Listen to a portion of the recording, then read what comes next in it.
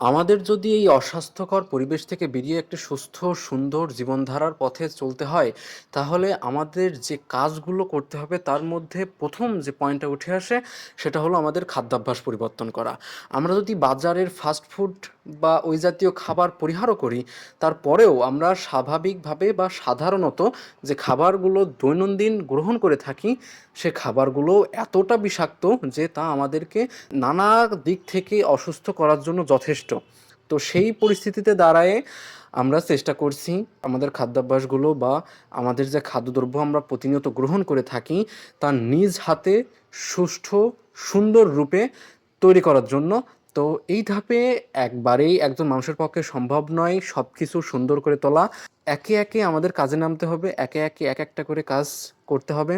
তো আমরা কিছু কিছু করে শুরু করছি, তার মধ্যে যেমন আমরা দেশি মুরগির খামারটা স্থাপন করছি। এগুলো শুরুতে করা হচ্ছে আমাদের সাধারণ দৈনন্দিন যে চাহিদা, মানে আমাদের নিজের চাহিদা পূরণের জন্যই আমরা এই উদ্যোগগুলো গ্রহণ করছি, যার মধ্যে দেশি মুরগিটা রয়েছে। তো দেশি মুরগিটা দিয়ে আমরা শুরু করছি, এরপরে আমরা এখন আস্তে আস্তে চাষাবাদের দিকে যাচ্ছি। তো শুরুতে যে চাষাবাদগুলো একটু সহজ হয় সেগুলো গ্রহণ করার চেষ্টা করতেছি। এর মধ্যে যেমন রয়েছে আপনার সহজে কিছু শাকসবজির আবাদ করা যায়।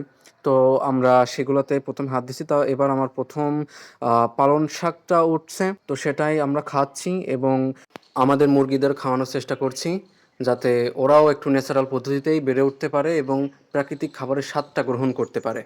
দোয়া করবেন আমাদের এই প্রকল্পটা যেন বাস্তবায়িত হয় এবং আমাদের সাথে আপনারাও প্রাকৃতিক খাবারের স্বাদটা গ্রহণ করতে পারেন। আসসালামু আলাইকুম।